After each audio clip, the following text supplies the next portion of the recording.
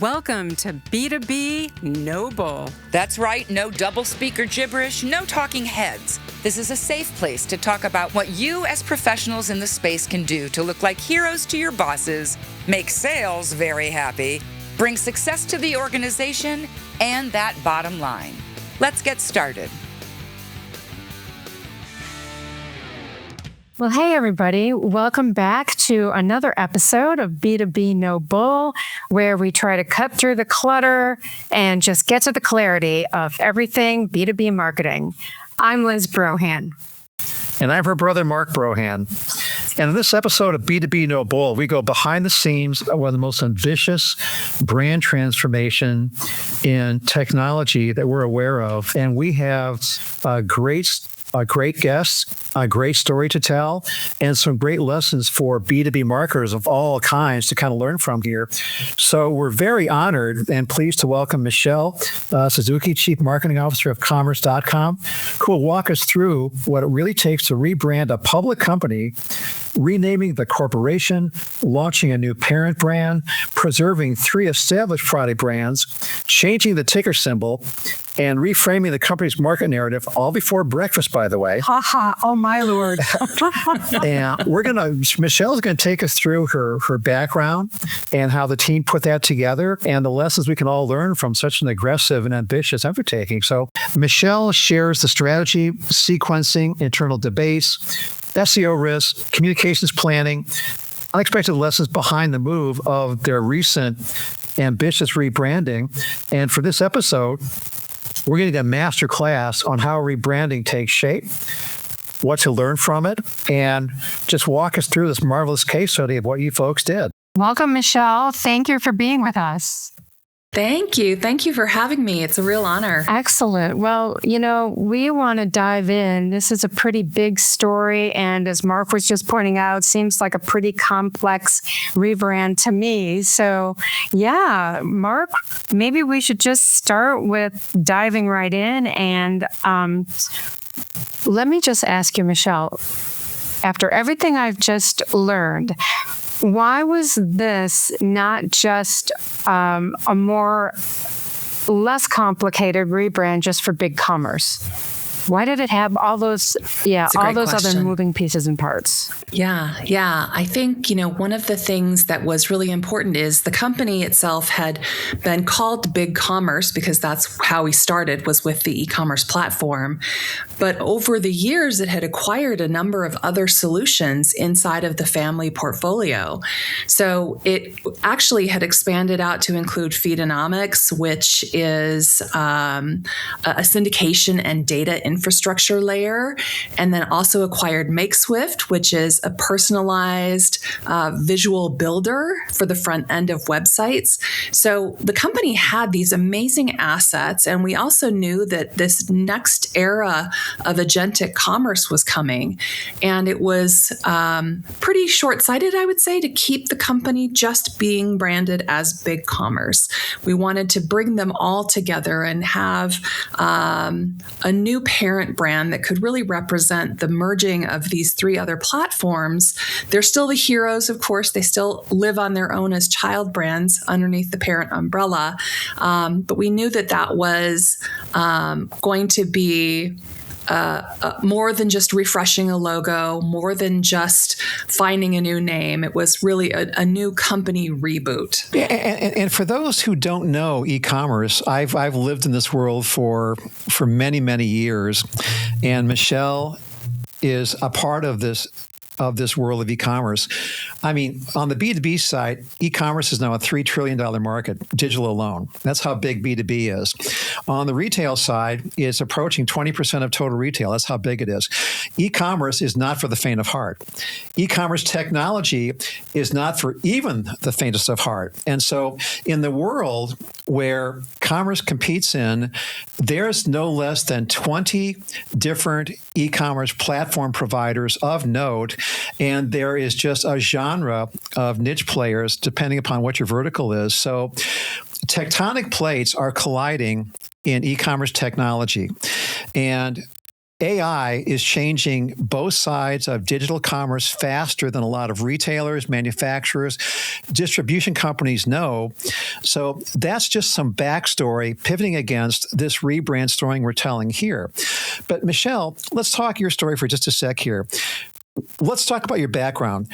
What drew you to commerce, and did you know going in that such a large magnitude rebrand was on the way? I had understood as part of the interview process, I was recruited by a recruiting company, and I'd been, about 30 years in B2B SaaS. And this was really my first foray into e-commerce in the industry. And I knew that there was kind of this tectonic shift that was underway. And what's always energized me in my career is helping complex companies turn fragmentation into a coherent growth story. So fragmentation meaning different geographical locations, multiple acquisitions, different products, all coming together and needing something very clear and around a growth story. So that's what drew me to this role at Commerce. And by the time I joined, it was very clear that we were doing way more than just refreshing a logo, that we really were going to have a very significant company reboot and rebrand. And Liz, who was the CEO of her own company for 30-odd years, you're no stranger to rebrands either. So I think you've been through this a little bit yourself, haven't you? Yeah, not on the scale of anything Michelle has accomplished. And it sounded like, it was a little bit about fire by baptism, right? Or baptism by fire, I guess I should say. And you were well prepared to handle the challenge. I had a company. It was one of the top B2B marketing communications firm in the country. We were called CBD Marketing for Coleman Brohan Davis, right? Now, we were branded CBD, and it worked for 25, almost 30 years until the cannabis industry came along and cannibalized our name. So there were pain points internally. We were having trouble getting our email communications past, big corporate spam filters. So prospecting became a little more difficult. And also our current clients, who were huge companies, they would go into their boardrooms and have to talk about how CBD has made them so successful. And we thought, maybe that's not quite the right story. So, we had internal pain points and external pain points that, really were why we ended up rebranding. And I probably should have done it 2 years sooner than I did it, but nonetheless. So were there pain points that BigCommerce was experiencing when you took on this massive, rebrand? Yeah, I think the challenge was, how do we unify the offerings into something that was very coherent and future forward? We knew that agentic commerce was coming in to the fray when I joined the company a year ago, and that it was something that was going to really dramatically shift the way that we think about commerce and the next era of digital commerce. And knowing the technologies that we had in our portfolio, a lot of it was, how do we present the strength of these three individual products, merge them together, and have that 1 + 1 = 4 kind of moment. So there was this concept of just a total transformation that was motivated by the rapid evolution of the market, and that's why we decided to go forward with our rebrand. Well, I told Liz if she would have hired Cheech and Chong for her spokespeople, she would have been just fine. But what are you going to do? But Michelle, one of the things that intrigues us about what you had to do and what you had to kind of structure and have your team do is that you had to roll up 3 independent products under not just a new branding, but a new merchandising, marketing, business development strategy. I would think that would not be an easy thing to do, but it's a fundamental thing to do. So could you talk about what stayed independent, what rolled up, and how everything lives under your new logo now, so to speak. Sure. What we decided to do was we took a huge step back and just tried to understand where our place in the universe was and where we envisioned it going, knowing that we kind of outgrew our e-commerce platform parent brand name of BigCommerce and wanted it to represent more and evolve it into this very intelligent and open commerce ecosystem. And by establishing the strategy up front, we then decided that we would have a parent brand that endorsed the three child brands. The three child brands have a lot of autonomous value on their own. People know BigCommerce as an e-commerce platform or a transaction engine. People know Feedonomics as syndication and data infrastructure, and people know MakeSwift as a visual builder for the front end. So we wanted them to still maintain all of the value that they had in their child brands and remain the heroes, but all roll up into a parent brand that integrated kind of core components and together enable businesses to thrive in a world where AI and automation are increasingly changing the way buyers buy and the way vendors sell. Just as a follow-up, what's the context, the timeline here? I know this rebrand went live late last summer, but what was the time frame for how long from start to finish all this took to morph into what became commerce? Yeah, it took us 4 months to do. 4 months? Usually 4 months only. 4 months? It was exceedingly fast, I would say. We really wanted to get it done in time for our user conference. And we knew that the market was shifting under our feet. And we wanted to be sure that we were at the forefront of everything that was changing in the marketplace. So we scrambled. We did a lot of deep research. We talked to all of our partners and we talked to a lot of our customers and really understood where our place in the universe was and established a vision for where we thought we were going to be going over the coming decade, and really then stepped back and wrote the narrative and understood how we needed to position ourselves. And then we went through all of those steps of acquiring a domain, figuring out what was going to work, testing it with our partners and our customers, and doing all of the things that go along with the rebrand process. I'm wearing their socks, by the way. Oh, that's nice. As part of the rebrand, they gave out these wonderful socks. Well, there you go. For all the people that went to the user conference, so I'm wearing them today. They're a great pair. Swag is an important piece of the puzzle. Yeah.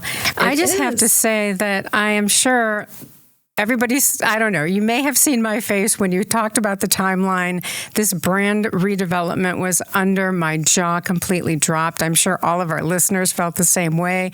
I've never seen a big corporation or even a small one like my own complete a rebrand in such a little amount of time. And I was excited to hear that you actually were able to let research drive a good deal of that as well in such a short amount of time. So the way you guys fast-tracked that was pretty impressive. No doubt about it.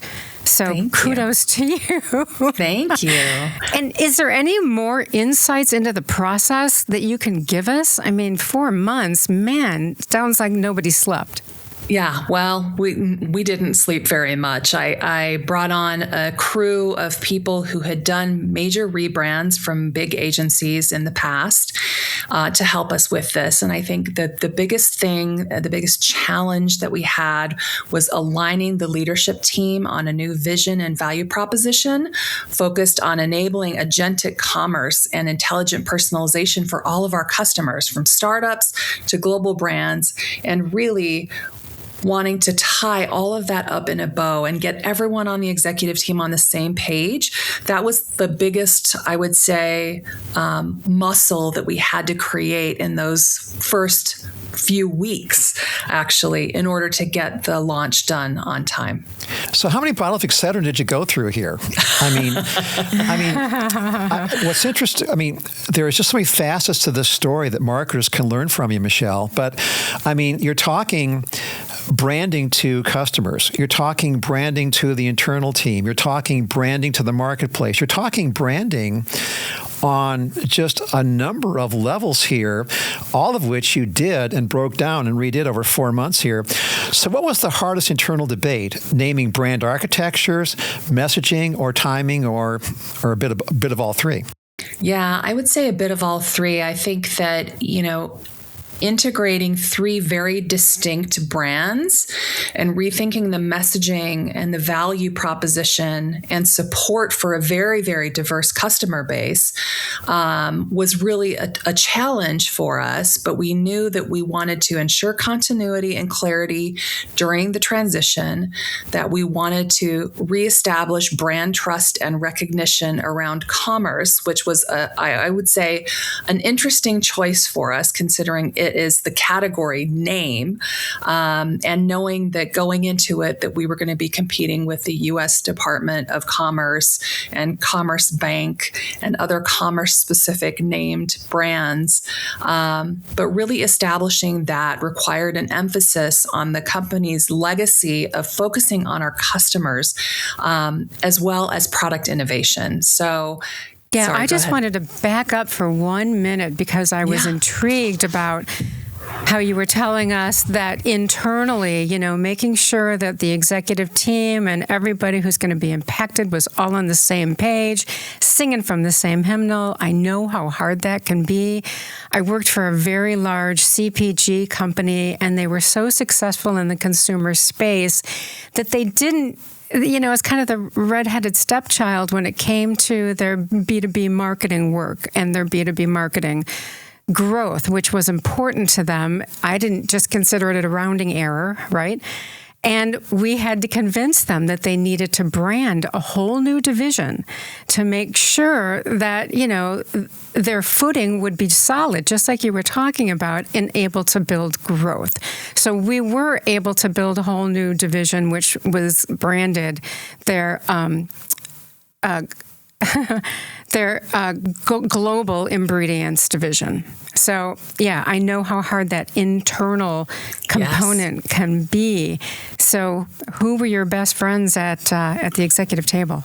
Yeah, I would say everyone on the executive team. We had representation, of course, from our chief product officer, chief legal, chief strategy, chief executive officer, chief revenue officer. Everybody had a seat at this table. And together we decided that the strategy would be the constant throughout this. So we really needed to land hard on what that strategy was and how we were going to be a more collaborative and ecosystem first organization. And then all of the artifacts kind of came after the fact, which was the name of the company, the URL, the ticker, the narrative, the visuals. They were, of course, added on after we treated that strategy as the constant. And just a little context here. I mean, you both are professional caliber B2B marketing executives here. You've been through a lot of wars over the years, but just some context. Now, B2B marketers, of course, are used to very fast change. But one of Michelle's challenges here, it was not just doing all of this from the corporate standpoint over this 4-month period. E-commerce has never changed faster in all the years that I've been covering it or involved with it than it has now.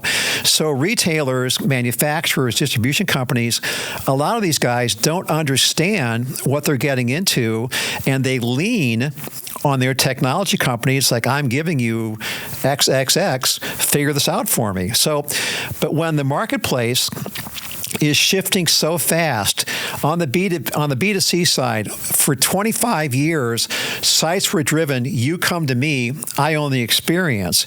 Now, with the world opening up, it's no longer just shut down. The agents now come to you on your behalf. That's how the retail world is changing. And it's changing inside 2 years. Not 5 years, not 10, 2 years.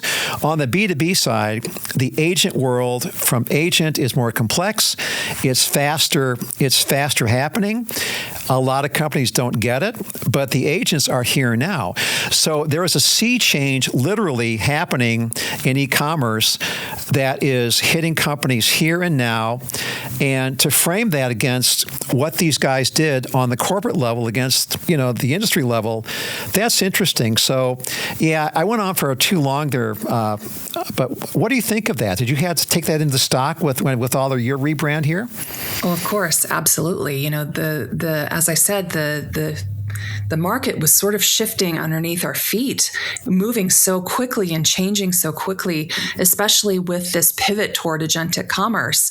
It's a really significant shift, and it's I would say as significant as I think back to my history as the .com bubble or Y2K. I think there are really significant happenings, and we know that agentic commerce is really changing the landscape, and we definitely did not want to be on our back heel when it came to that. Yeah, I can definitely see where, to Mark's point, the sands haven't stopped shifting, and you're definitely, pretty much on solid footing now. But were there any things that happened during the brand development process that maybe didn't go as planned or surprised you a little bit? Tell us a little bit about some of that.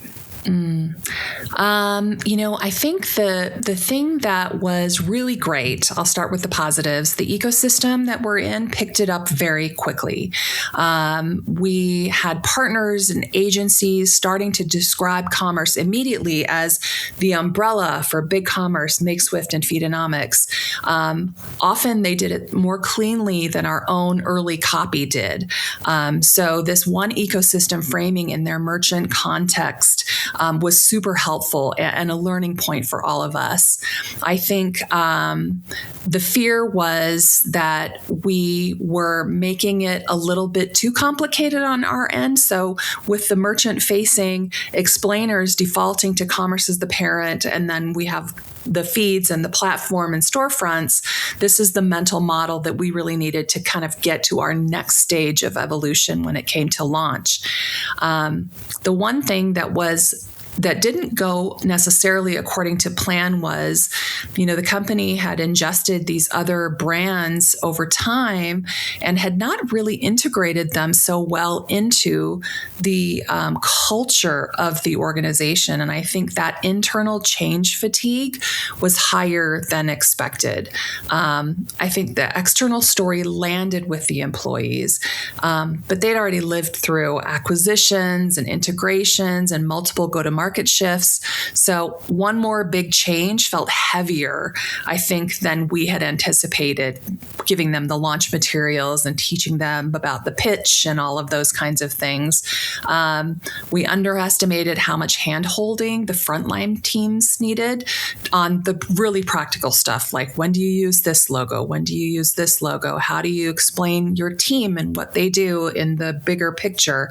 How to present all of that in one breath was something that we thought was going to go a little bit smoother than it did. I'm so glad you brought that up, because I think that often gets overlooked, or sometimes it's kind of a secondary planning. Internal branding, particularly in a situation like yours, is going to be key to success. You have to get everybody on the front line completely understanding what the narrative's going to be. And I totally agree with you about let's just spoon feed everybody everything that they need. So I'm so glad that we got to talk about that, because it's such an important component to any kind of rebrand. But I want to talk messaging for a second, if we could, Michelle. Sure. I'll speak truth to power. 30 years of doing this stuff, B2C has always been much, much faster doing anything with an e-com change and a marketing change than B2B has. I mean, some of the manufacturers and distribution companies, they'll still fax stuff to you if you let them. It's just a fact of life. My question, though, is framed against the fact that B2B is a very growth engine for commerce, but you still do a lot on the B2C side too with those retailers over there.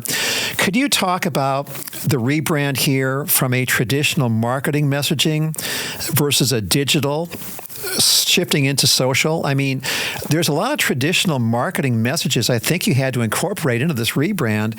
Could you unpack that for just a minute or two here, if you wouldn't Definitely. mind? Yeah, definitely. I think, one of the things that we established with the executive leadership team was sort of this forward-looking strategy and vision that we had for the company overall. And then really for us, expanding in kind of concentric circles, right? So you do kind of an internal brand launch and test. So this is before you're going out public, rolling out the new name and the narrative to employees a few weeks before the street saw the brand change and the ticker change.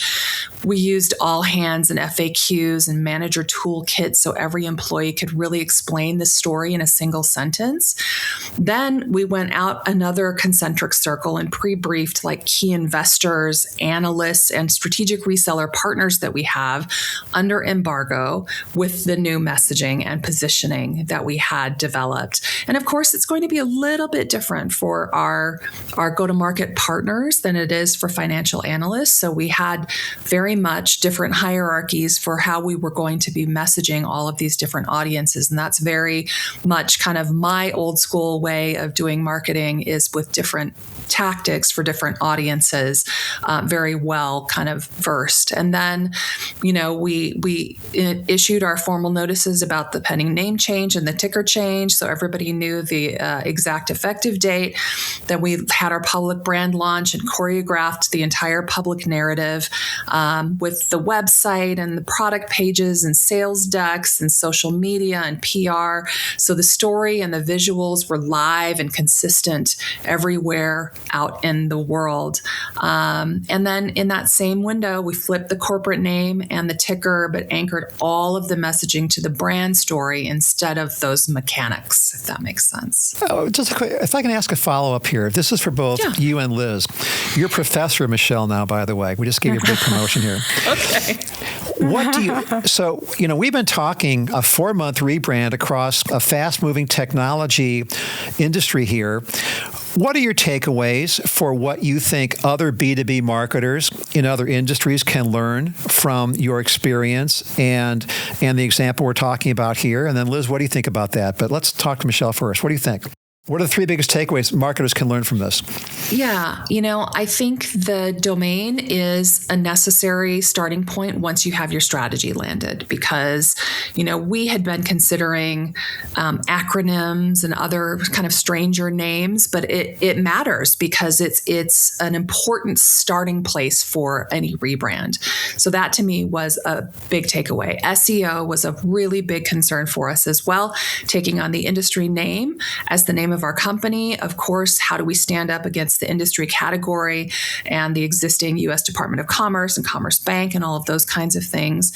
And then enablement and ensuring everyone internally, as well as our amazing external partners, were well briefed and enabled on what the rebrand really stood for. That is really the 3 things that I had as my primary takeaways from this rebrand. I think that is very eloquently said. So I'll take the other road. I'm going to give all of my marketing colleagues a heart attack. What my jaw dropped about today was the fact that you were able to do all of this so quickly.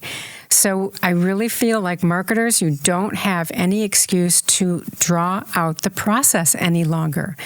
And I know that that's scary. I've been told that even to build my little website was going to be 6 months. So guess what? The sand is shifting for all of us. And I think you've shown us the way to do it faster and better and be successful. So that's my follow-up question to you. You guys had some quick wins. How's it going? And what successes can you point to? Yeah, thanks. That's really awesome. Yes, I think that it's been very successful. I think we have some really good brand recognition in the market. I think there has been some initial confusion around the category name versus the commerce company name. So sometimes internally we talk about capital C commerce or lowercase c commerce when we're talking about the industry versus our own parent brand. I think overall, it was a great learning experience and has really been very fortifying for me personally as sort of a cherry on top of a 30-year career that has had me doing very slow rebrands, very fast product branding, some hiccups along the way. But I think overall, with the time frame that we had, it's landed very well. Our site is doing well. The site is performing well with agentic search. And so I think that we're coming out the other side with needs to do some more updates, but really resoundingly a very positive brand launch. And shall we wrap up with some fun, Liz? Yeah, let's have some fun. Although I figured this was pretty much the top of the fun, but maybe it'll get better. Lightning round. Can you explain what lightning round is? Yeah. No, why don't you explain it, Mark? Thanks. Well, we ask our guest 5 to 10 quick questions with a quick bull or no bull based upon some topics that we all, including Michelle, had a kind of chance to look at here. But Michelle, come on down. So we'll give you 4 consonants plus a vowel. And you don't have to answer in the form of a question, but just give us your quick take on some of these topics here. So, a rebrand should always follow a strategy shift. Bull or no bull? No bull. You got to have the strategy shift to drive it for sure. All right, I'm going to ask the next question. You can successfully rebrand without executive alignment. Oh, bull. I call bull on that one. You know, if the C-suite isn't visibly committed, the organization will treat the new brand as optional instead of existential. SEO risk is overblown in corporate rebrands. Bull or no bull? Bull. It's very real. Underestimating that is how you turn a strategic win into an avoidable traffic loss. All right, here's another one. Most companies underestimate internal change management. Oh, no bull on that one. Change management is, I would say, usually dramatically underestimated. Employee understanding and belief in a new brand is the epic predictor of whether a rebrand actually lands. So I call well said. No bull on that. And here's one right up your alley. Agentic commerce will reshape B2B faster than mobile ever did. Oh, no bull. No bull. No bull. Nope. No bull. Nope. Nope. Okay. AI agents are changing everything. Yeah. Stay tuned for that, right? Yeah. All right. Well, here's another one then. So, ticker symbol changes matter more than marketers think. Oh, no bull in that one. It's really important. I think that ticker symbol changes matter more than people think because they're one of the sharpest public signals of a narrative change to investors, employees, customers. It is sort of the pinnacle of the brand as a facilitator. It's interesting. And here's our final spin of the wheel. If a rebrand feels safe, it's probably not bold enough. Bull or no bull? Ooh, no bull. I think that it's, if it doesn't feel bold to reset market expectations or attract new buyers, you're going too safe with it. I think that's excellent advice, but I'm not going to end there. I'm just going to ask you for just a little bit more. Okay. So with everybody listening, from CMOs to marketing managers, what piece of advice might you give them if you knew they were looking at a rebrand of, any capacity, really? Oh yeah, I would have them call me as soon as possible because we've learned a lot through this process, and I think that really cohesive understanding of the strategy that you are trying to engage in the market is your best starting place. The second thing you have to really look at is finding that right domain that is very descriptive, that is going to be something that's memorable, that people will engage with, and then doing all of the execution and getting all of your employees and your partners and the market on your side and really understanding clearly and crisply what it is that you're talking about is of utmost importance. So anybody listening, give me a call, hit me up on LinkedIn. I'll help any way I can. Oh, I'm in. I would call you in a heartbeat. And thank you for letting all of us reach out to you via LinkedIn. I think that is just awesome. So we can't thank you enough for being our yes, guest. Thank you. What a master class in, brand development work that was quick and sharp and smart and successful. So congratulations to all of that, and thank you for sharing it with us. Thank you. Thanks for having me. It's been super fun. Want to close us out? Yeah, absolutely. We gotta go. Bummer. Bummer, man. But tell you what, I would love it if everybody would just take a minute and take a look at our sponsor, The Motion Agency. We love them. They are ranked the number 2 fastest growing B2B marketing communications firm in the country. So if you're having any sorts of needs like Michelle was having, please look them up and, give them a shout. In the meantime, everybody, I hope you will follow us, like us, review us, and definitely keep listening until our next episode. Thanks, Michelle. Appreciate it. Thank you, Michelle. Thank Take care, you. everybody.